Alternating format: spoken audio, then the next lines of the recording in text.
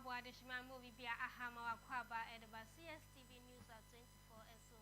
Emre and also say some of your trigger or my move and nay or my hood or some of the best so more seconds here. 97 years ready a bit more alcohol. Kumasi Mayo Eddie Ababe to a just say Wafin Pinuni a new SCA a year profile marketing or Barbie. World Health Organization and the other two judges buses I would do a best soon may 36,000 April or my Ghana. Our face on when you for something I hear the other two just say what shall we do a Mahama or my penny John Dramani Mahama a share a year a careful I guess with this one. After so say a boy rim a China minima about to a just say a year and Tontom Yadi be about on March. I say a case is I would want to bear say 7,000 and I just say a pure. When in some who draw over say our Casio, I make how say, okay, every the tin times to our Facebook no ASCSTVGS and so and our YouTube ASCSTVGS, okay, like it. Share nothing so for a gentry so at so as here. It may pay when you're back in kind in at the amount. Sarah's Dream Jewelries, Amstel Block Machinery Block Manufacturing, KS Parfumers Co. Limited, Rema Ocean Agency, and there, Omasaya say a different breakers here no air soon. Miss Amaja Pinion Devi, Midin, and a mame ama bafua. My end I am who's my buyer in Trimancasa air soon.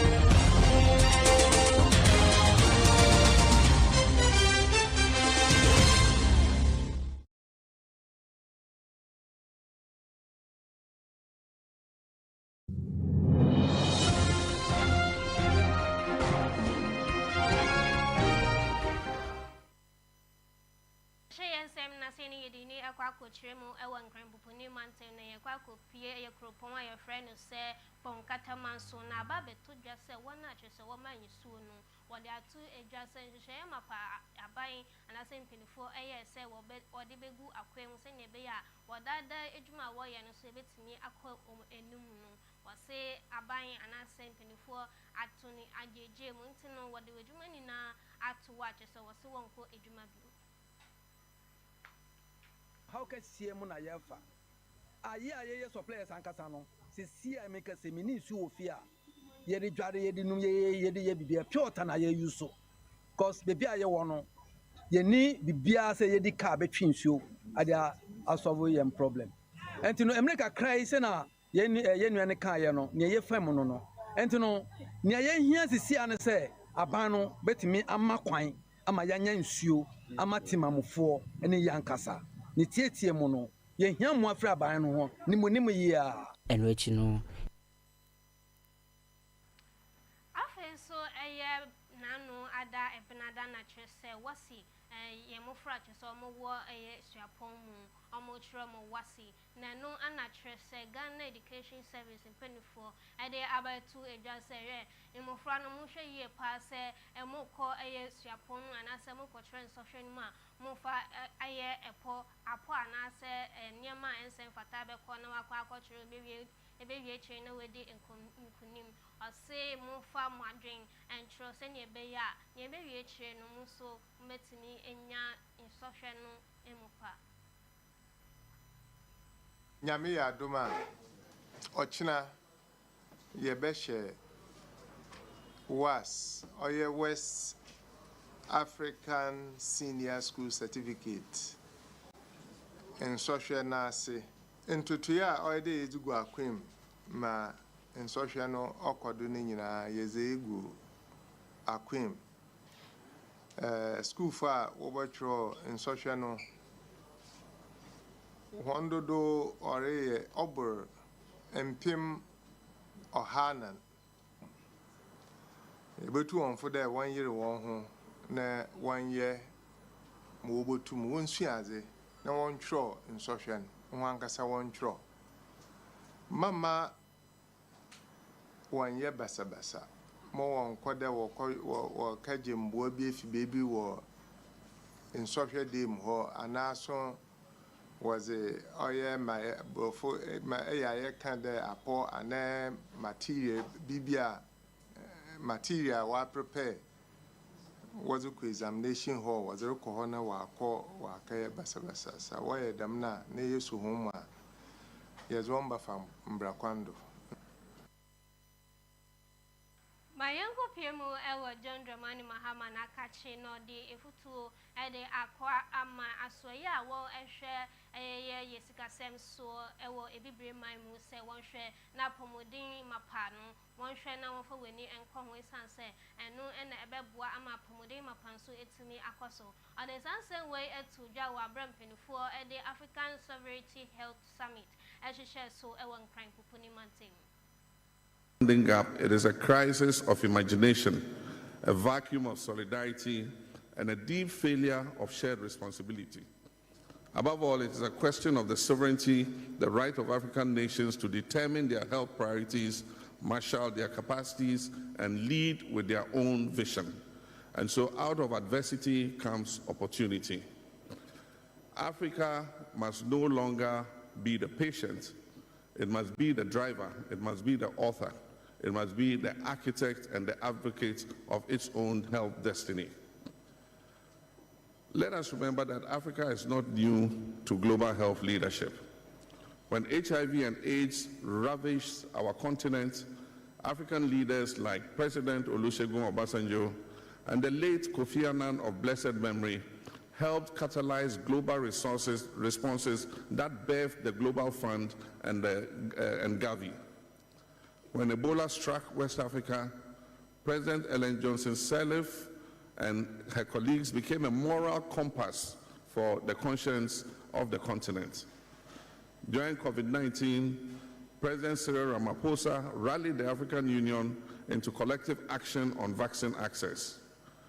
Today, President William Ruto is leading the charge to eliminate malaria as a continental scourge. Today, President Kagame is the African champion on domestic health financing and is leading advocacy in building resilient, self-reliant African health systems. We've built enduring institutions like CDC, Panabios, the African Medicine Agency that are not merely bureaucracies. These are symbols of an emerging African health ecosystem that is rooted in digital innovation, it is grounded in data, and designed for self-determination by African countries. Your Excellencies, ladies and gentlemen, here in Ghana, we have not stood still.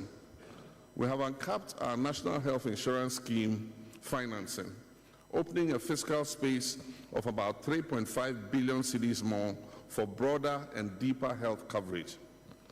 We've launched the Ghana Medical Trust Fund, otherwise called Mahama Cares, a sovereign innovation mobilizing public, private, and philanthropic capital to tackle chronic disease burdens like hypertension, diabetes, and kidney failure.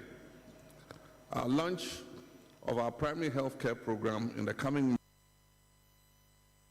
was had you made a African Health Sovereignty Summit and a trace so for share pomode in some so and they add to a just a pomode and yes, I will be dinner wada and Kwane Momuno and yes, ultimi about whom now what pomode so bet me about whom by sending a bear or that does it so ever to me a conin. But if you say in your mpox, your Nema a boy, it's PPEs, Nema a doctor for an nurse for health workers, the mobile no much to me, Akoyariano. Inti and almost so mobile mother boy, Kakra, Sayemfa, and Kosuna, Yankoyariano. I didn't hear a pa, Makasho, Yasha say 2-1 more, but I was saying no content, a vaccines. If he say, as part of your approach now, your person, a day, a soy arena, no. I was saying the vaccines come. The vaccines in the come whenever boy me up, the arenas and tentem.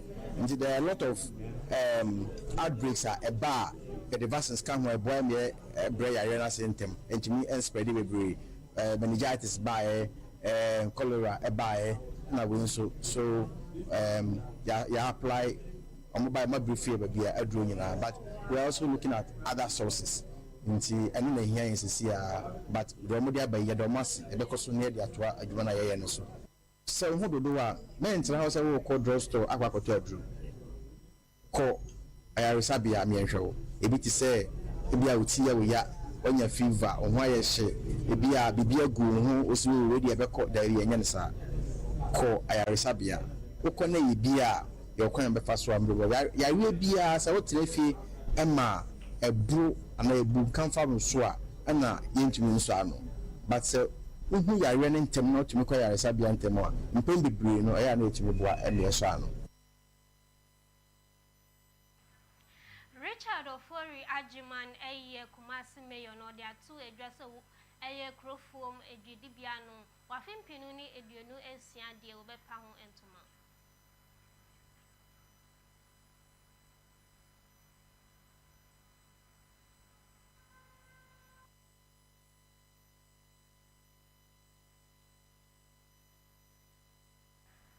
Now World Health Organization etimi abomodin e de vaccines ahodo e de akoma oswafo a cheso hwe ya pomodin ensenso se ne be ya impulse area ati atisne e wo man Ghana mu so ne betimi enya ho pomesebre.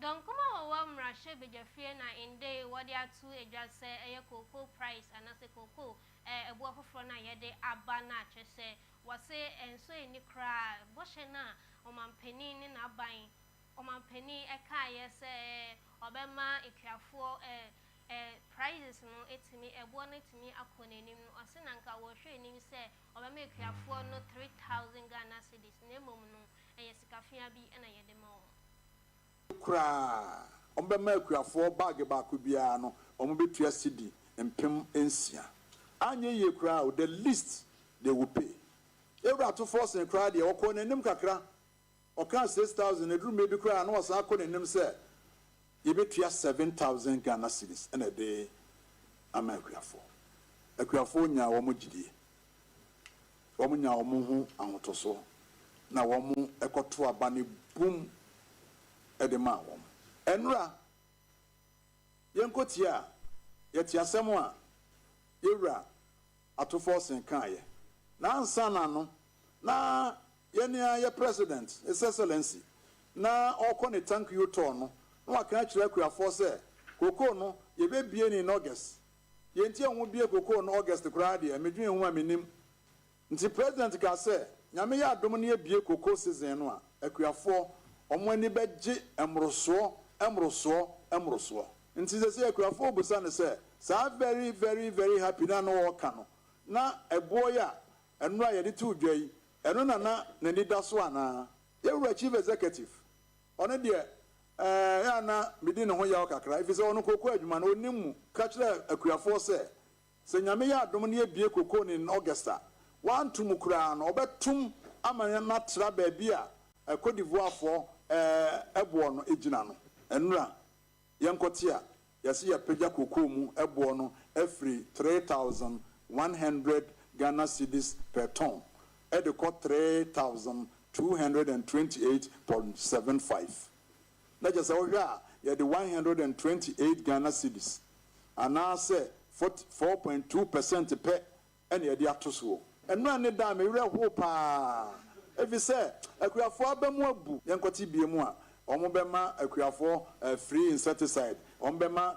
free fertilizer omo bema free spraying machine omo bema we koko board omo de ka no ya mo se omo se eka no eye na nado enko an na bo ka no eto ho ana se ka no yesoso ye bobi ana ewura to force se omo ama omo beto koko no koko juice sacks for the smooth takeover of the new season. Yada say, oya de. Nemo na mo musa ne say. Na omo ka say, koko Brasha Journey the Madisha over body about to impeswa so Samson and he had in some to Jawo Trimu say a campaign promises are and this Amano Koning at the Abaya no I dare say with this on Trema or Mampenin John Dramani Mahama a promise and I saw share boss Coco farmers no and I say if you are following or makes me a boa one Nasika and I say Coco what tono so bet me a queen Sanya Bea Coco Jumano and so bet me a queen. And it's December and I'm a hammer and present here and I'm going Coco for more 70%. I have 50 $5,040 now. I can order motor plus $16 now. I can see this is this President Mama Benyano and can pay 80,640. And we see a mocha saying, come on, I say, I don't want because we saw see because of farm of 4,850 new one now $10,000 $11,000 per ton. And you over one kind of cocoa say cocoa graphono. But and then go to the net and find a way a open secret. How much is a per ton of cocoa? What's the control? Matthias. And see, President Mahama bought 70%. No, what is so? I agree with a more confusion.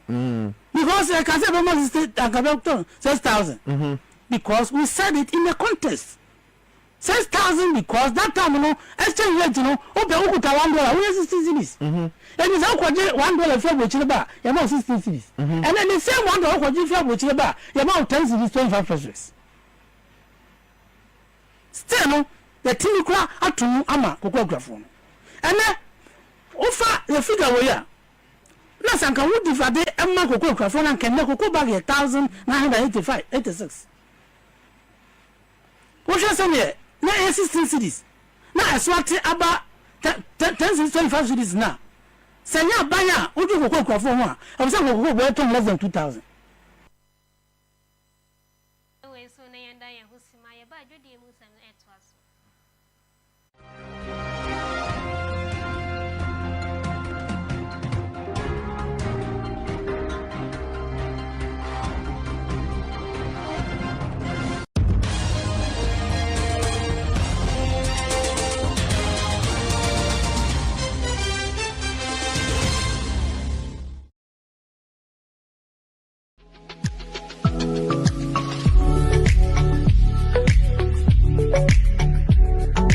Every piece tells a story of love, elegance, and timeless beauty. At Sarah's Dream Jewelry, we bring you exquisite craftsmanship, stunning designs, and pieces that celebrate your moment. From engagement to anniversaries, birthdays to just because surprises, we help you make memories that shine forever. Discover timeless classics, modern elegance, and breathtaking collections, all at prices that sparkle. Looking for something unique? Our expert artisans craft personalized jewelry made just for you. Let's make your moment unforgettable. Sarah's Dream Jewelry, where elegance meets you.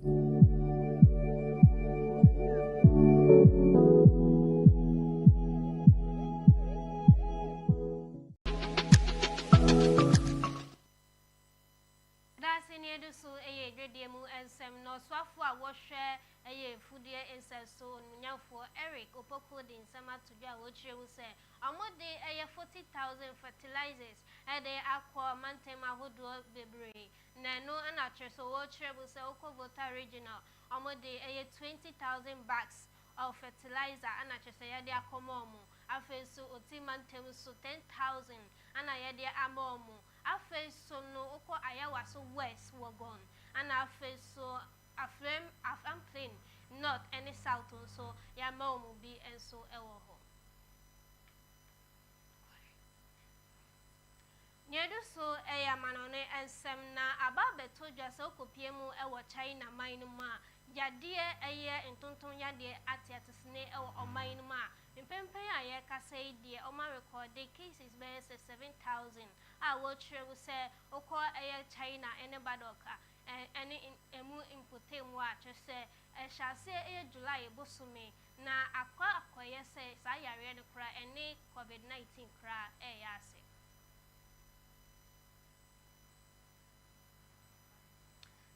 piemu e was Sudan mine no a e ade say nkrofo ete apesne pa ni na ne say kom ate ese honum na no ana twese eku a yefra was say enu na twese eku bi ede nnuane ahodo ede akoma won se ne be ya wodada sitrem so betimi akoni Niedo so eye enije diemu ensem na ba beto edwasem pinifo ede eye nhyehyeye abeto edwa wo trebu se eye memenda August anaso sana ne bosome da beto so ediasa wa fimpinu ni eduanu enum no wode eye dadolumba wenya ne baby kono obeye no 1 week celebration na wotwe eda na wode sansen we etoja wa bra okopie mu ewo asante hene otumfo osai tutu ababio na kache a ekosi ne hene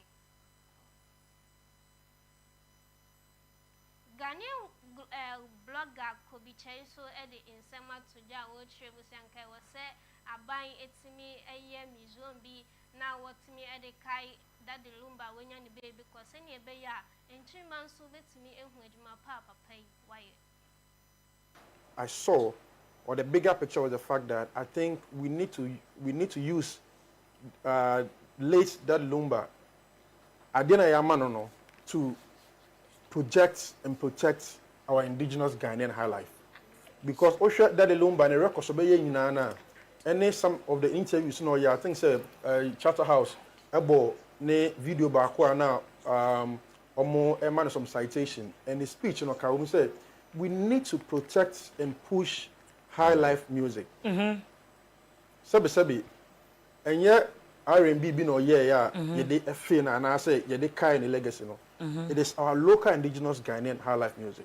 Into I think this should be a motivation, a big motivation to a lot of artists out there. Say, if you want to sell yourself and sell Ghana at the highest level, you can never do it more than Michael Jackson. You can never do it more than Jay-Z.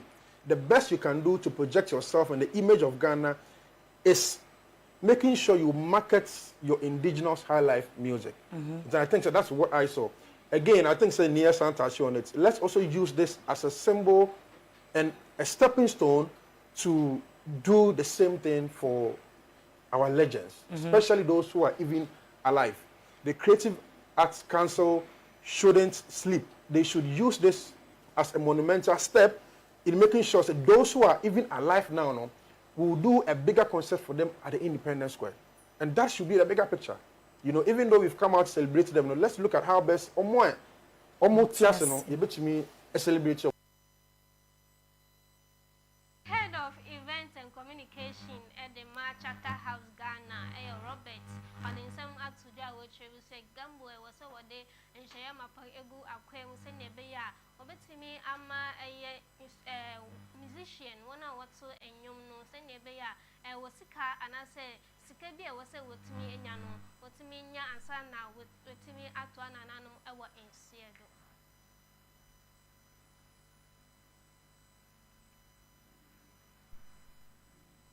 My for happy birthday, Sunko and Farmer Ebenezer Nyakon way a free Christian in Chay or say or wishing a happy birthday, Pa Nyankopo a shrine on Tonin Qua and name.